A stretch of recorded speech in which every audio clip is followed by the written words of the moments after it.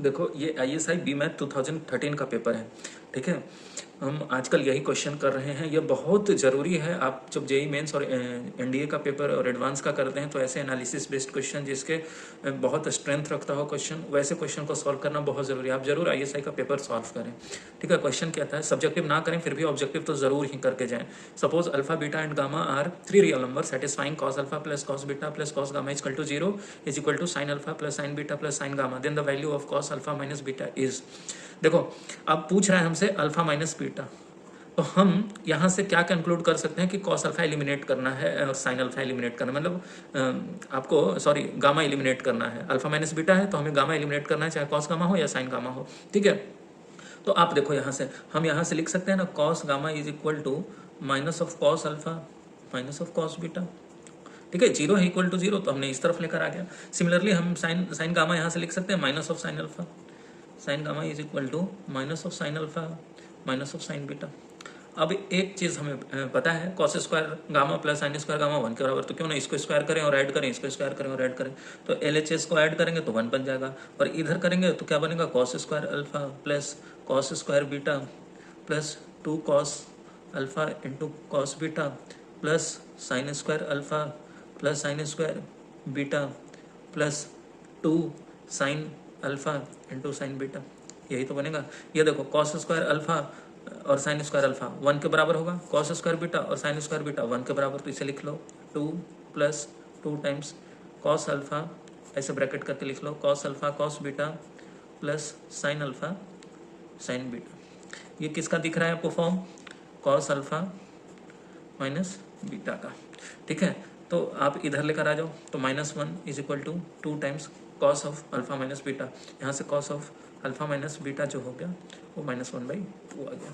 तो ये देखो सिंपल एकदम, जो क्वेश्चन था हमने गिवन जो था और जो फाइनली मांग रहा था वहाँ से हमने तुरंत लॉजिकली ये कर लिया कि हमें किसी तरह से गामा एलिमिनेट करना है, और जैसा ही गामा हमने एलिमिनेट किया अपने नॉलेज को यूज़ करके सही तरीके से, आप देखो तुरंत -1/2 हमें रिजल्ट मिल गया। तो ऑप्शन ए इसका सही है, ठीक है। तो आप भी ऐसे अप्रोच डेवलप करा करो। अगला क्वेश्चन है the value of limit x approaches infinity 3 to the x plus 7 to the x upon 1/x each.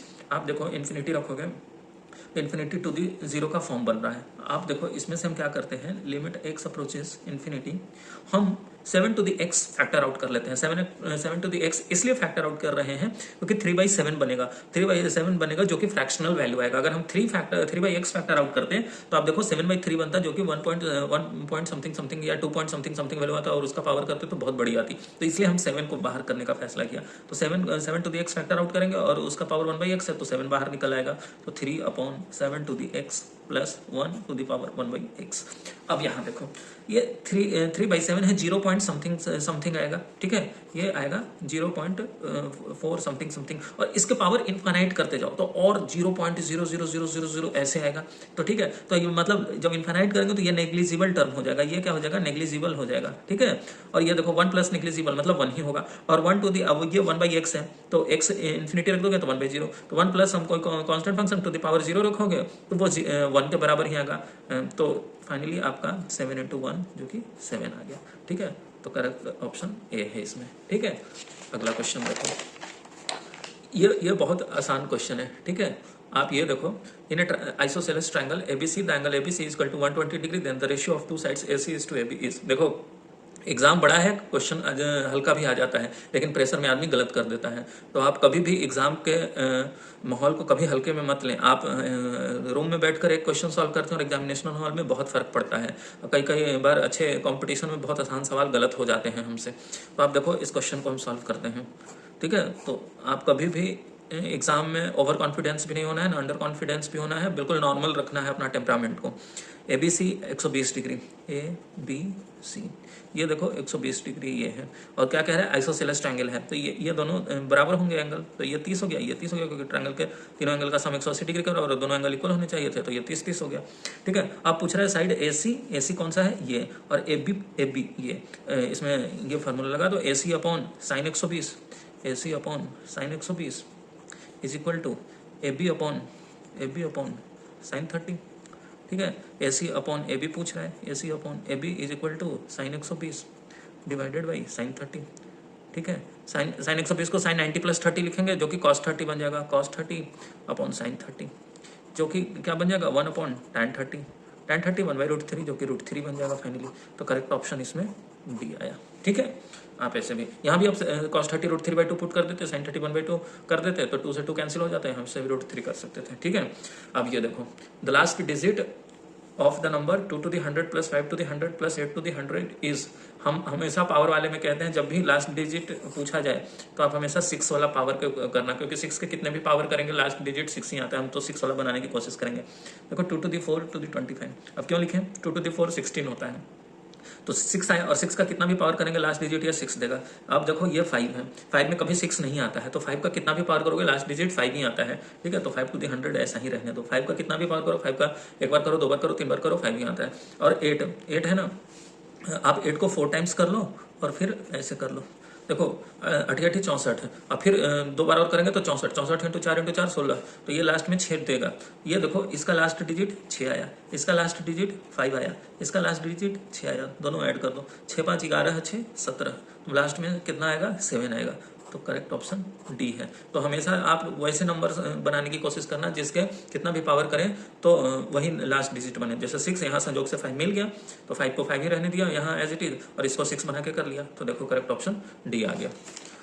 अगला क्वेश्चन देखो, sine theta equal to 4/5 and sec alpha equal to sin by 4 where theta 0 to π/2 and alpha -π/2 से 0। यहाँ ये bracket ध्यान रखना बहुत जरूरी है, नहीं तो क्वेश्चन गलत कर दोगे, ठीक है। अब ये देखो ये फोर्थ क्वाड्रेंट का है अल्फा, ठीक है, फोर्थ क्वाड्रेंट का है। यहाँ से देखो साइन थीटा और हमें पूछ रहा है sine of theta plus alpha. अब आप देखो इसको थोड़ा सा लिख लेते हैं, sine of theta plus alpha is equal to sine theta into cos alpha plus cos theta into sine alpha, ठीक है, यही आएगा। अब आप देखो हमें साइन थीटा तो पता है, सेक अल्फा पता है, तो मतलब कॉस अल्फा भी पता है, ये पता है, कॉस थीटा हमें यहाँ से निकालना है और साइन अल्फा यहाँ से हमें निकालना है। यहाँ से आप देखो साइन थीटा 4/5 है तो कॉस थीटा निकाल लोगे, cos square theta equal to 1 minus sine square theta, तो कॉस थीटा यहाँ से आ जाएगा 3/5, ठीक है। अब यहाँ से देखो कॉस अल्फा जो आपका 4/7 है, भाई इसका रेसिप्रोकल है तो लेंगे तो 4/7 है, तो यहाँ से आप साइन अल्फा निकालो, तो साइन अल्फा ये देखो साइन अल्फा निकालेंगे तो साइन अल्फा लिख लें √1 माइनस कॉस स्क्वायर अल्फा 16/49 जो कि √33/49 है ये, तो /7। अब देखो अंडर रूट के बाद प्लस माइनस आता है, ठीक है। अब आप देखो ये अल्फा कहाँ कह रहे हैं -π/2 से 0 के बीच में, फोर्थ क्वाड्रेंट कह रहा है, तो फोर्थ क्वाड्रेंट में साइन क्या होता है निगेटिव होता है, इसलिए यहाँ निगेटिव लगाएंगे, यही यहाँ का इसका यूज था। बाकी आप क्वेश्चन को एज इट इज इसके वैल्यू में पुट कर दो। तो साइन थीटा कितना है 4/5, कॉस अल्फा कितना है 4/7, ठीक है, कॉस थीटा कितना है प्लस कॉस थीटा कितना है 3/5 और साइन अल्फा कितना है -√33/7। अब देखो माइनस इंटू प्लस माइनस आएगा तो 16/35 माइनस 3√33/35, तो 16 माइनस 3√33/35। अब आप देखो करेक्ट ऑप्शन डी। अगर ये माइनस नहीं लगाते तो ये वाला आप टिक कर देते जो कि गलत होता, आपको एंगल इसीलिए ये इसने दे रखा है, ठीक है। तो आपको ये बात को बहुत गंभीरता से देखनी है कि गिवन कंडीशन क्या क्या है, इसीलिए ये इस लेवल का क्वेश्चन है।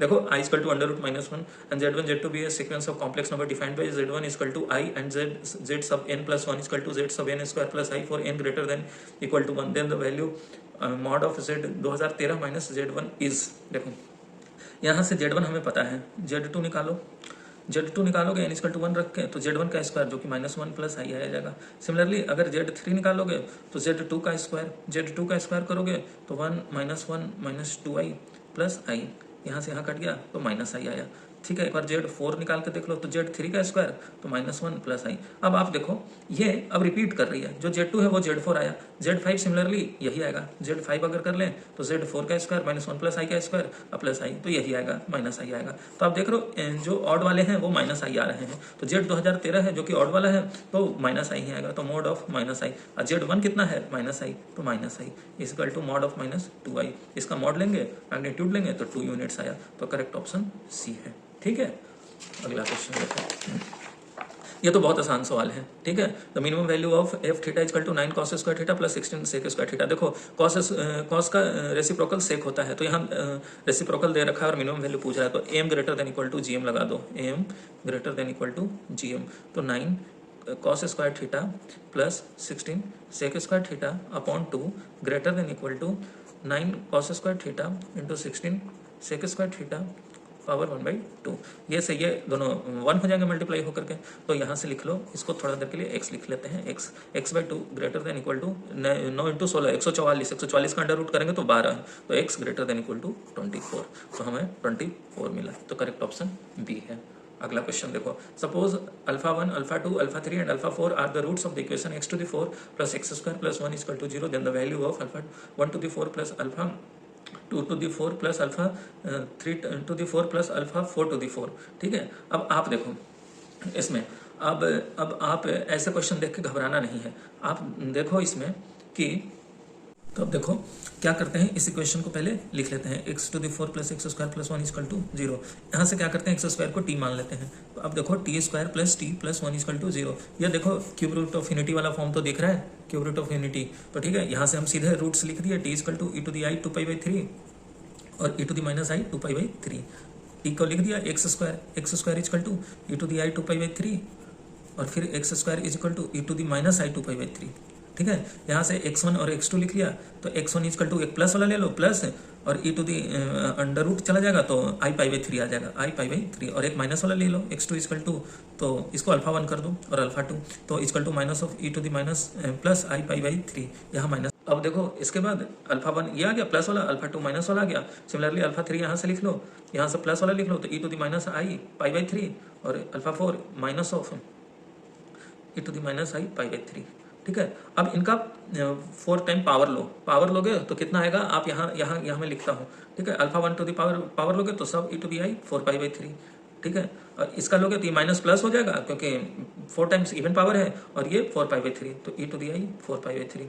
ठीक है, यहाँ लो तो यहाँ बन जाएगा, ये भी प्लस आ जाएगा, तो e⁻ ऑफ 4π/3 और प्लस e⁻ ऑफ i 4π/3, ये माइनस प्लस हो जाएगा। अब बाकी यहाँ तो ऊपर एंगल में आएगा ही आएगा। ठीक है, अब देखो इन दोनों और इन दोनों का जोड़ के क्या आ जाएगा, 2 cos 4π/3। ठीक है, 2 cos 4π/3 और यहाँ इन दोनों का जोड़ के इसको और इसको जोड़ के ये भी कितना आ जाएगा, 2 cos 4π/3, 2 cos 4π/3। देखो दोनों को ऐड कर दिए, 2 cos 4π/3, 2 cos 4π/3 बन गया 4 cos 4π/3। cos 4π/3 240 डिग्री होता है, cos 240 मतलब थर्ड क्वाड्रेंट में नेगेटिव वैल्यू आएगा। 2 -4 cos 60 1/2 होता है, -4 × 1/2 करोगे -2, तो करेक्ट ऑप्शन ए आया। ठीक है, तो आपको इस तरह से सॉल्व करने आना चाहिए क्वेश्चन। ठीक है, और ISI का क्वेश्चन जरूर प्रैक्टिस करें, बहुत अच्छा उसका रहता है क्वेश्चन का लेवल।